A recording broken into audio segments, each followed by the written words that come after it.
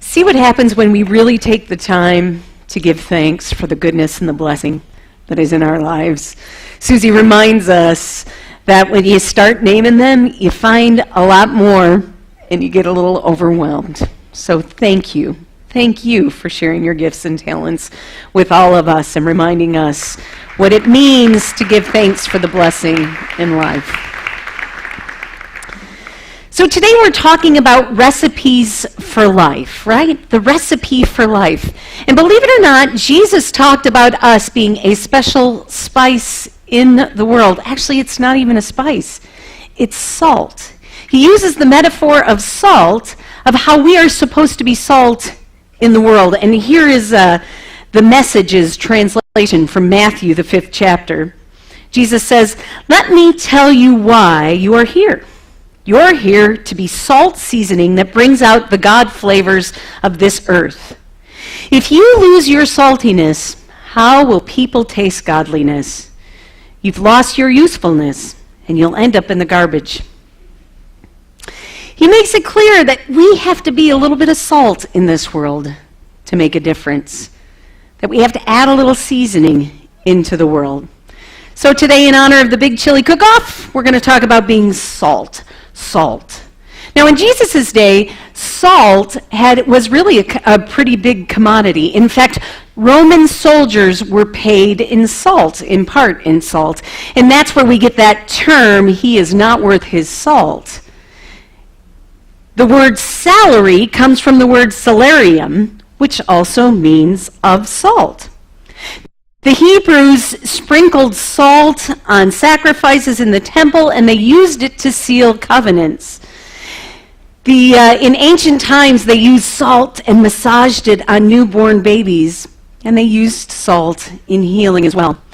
Sailors at sea rubbed salt into the wounds to stave off infection. And then, of course, until modern refrigeration, people used salt to preserve meats. And from the earliest times of cooking, we all know that a little bit of salt can really make a special meal, but if you overdo it, that special meal changes dramatically. And inevitably, we all have different tastes, don't we? Lots of people, it needs more, too much. That's kind of how it goes. I was surprised to learn that my mother, who is an expert cookie maker, oatmeal raisin and chocolate chip, says that her secret is a little bit of salt, because a little bit of salt brings out the sweetness of the cookie. According to Jeff Steingarten, his book, The Man Who Ate Everything, we are actually the very first generation of all times to be freaked out about salt. And there is a specific reason why we are freaked out about salt. See, we started processing foods some time ago, and in that food processing, the only way to make processed food taste good is salt. They recommend 2,400 milligrams of salt a day, but of course, with processed foods, you get that in even just one serving of something. Now, I think we started realizing this processed food thing isn't really going to work, and some time ago, cooking started becoming popular. I mean, we have TV shows, we have complete TV stations devoted to cooking. Lots of people are cooking in lots of different ways today, and I think that's pretty great. Because cooking takes time, it takes energy, it takes imagination, it takes special people, and then it takes people to eat that food. We realize that processing life isn't really working, but pausing, cooking something up, sharing in something special calls us all to the table in a different way, doesn't it? Listen again to the text I read earlier. Jesus says, "Let me tell you why you are here. You're here to be the salt seasoning that brings out the God flavors of this earth. If you lose your saltiness, how will people taste godliness?" I think we did lose a bit of that when we moved to processing food and moved to this living faster, longer, or moving quicker, more quickly than we usually do, and just pausing to share in the meal.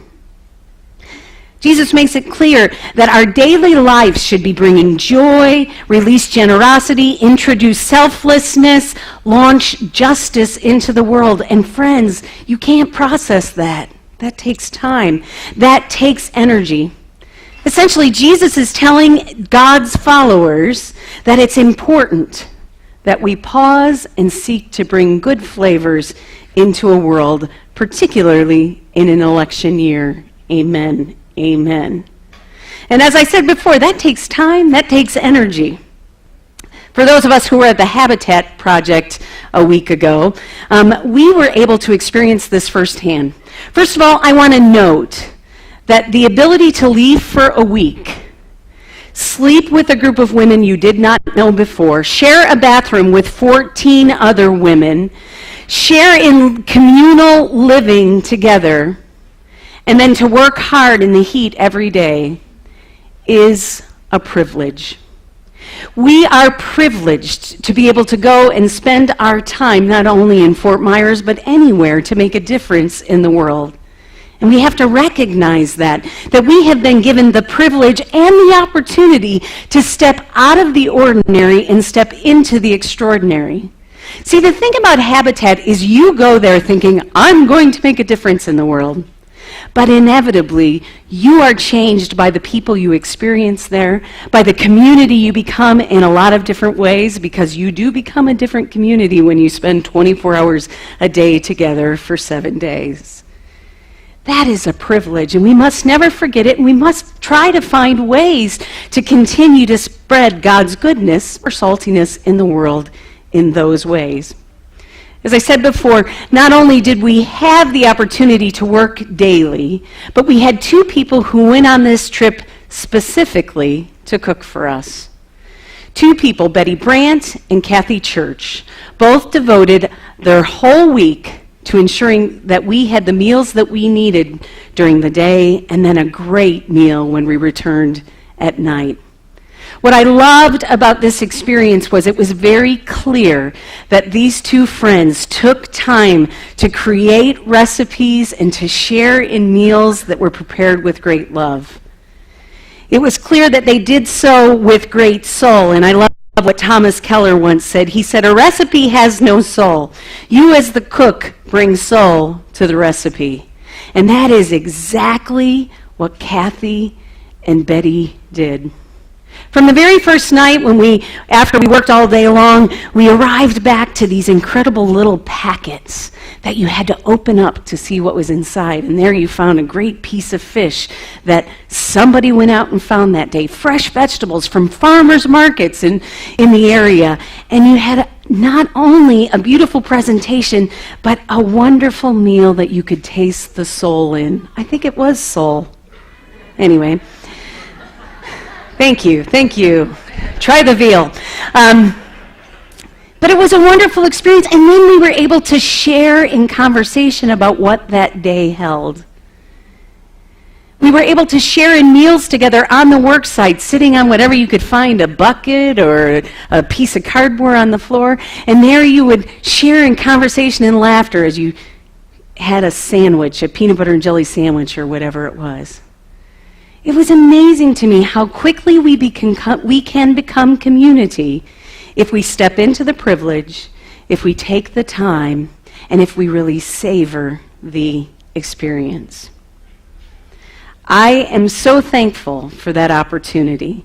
I am so privileged and thankful for that opportunity. And not only that, but I'm pretty excited that all the recipes that they shared that week, I will take home with me.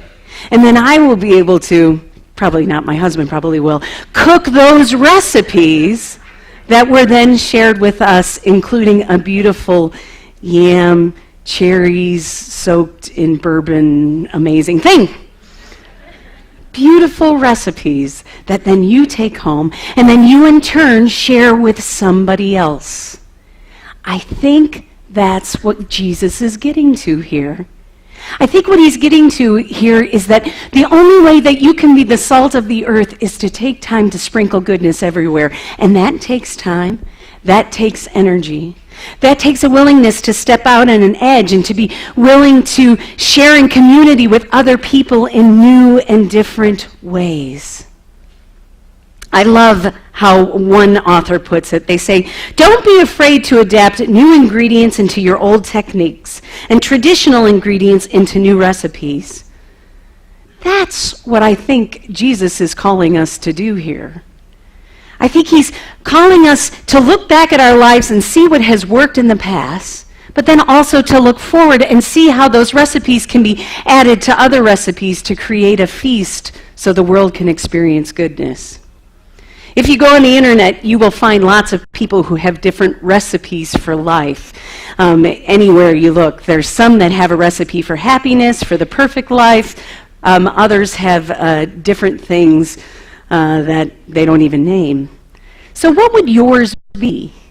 What is your recipe? Is it like the men who shared in the video earlier, that you would simplify your life, that you would become minimalistic in your way of being? Or is it for you filling the cart full of fresh vegetables and all kinds of things and then inviting everybody you know over for a feast?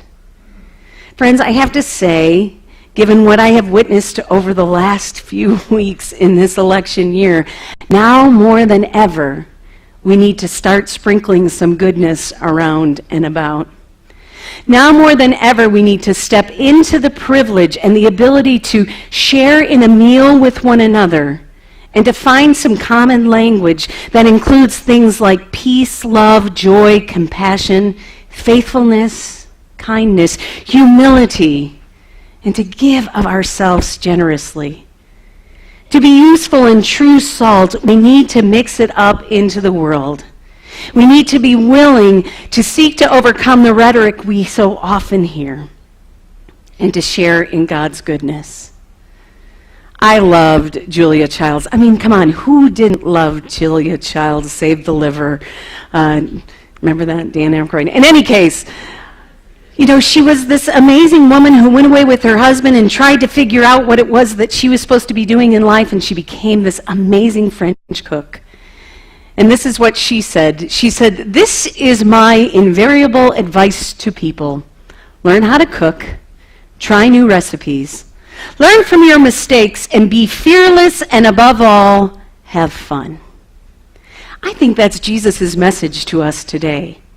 To get out there, to start mixing it up in ways that the world can experience God's goodness through the likes of you and me. Muhammad Ali, a number of years ago, kind of shared his own recipe for a good life. Let's see what he has to say.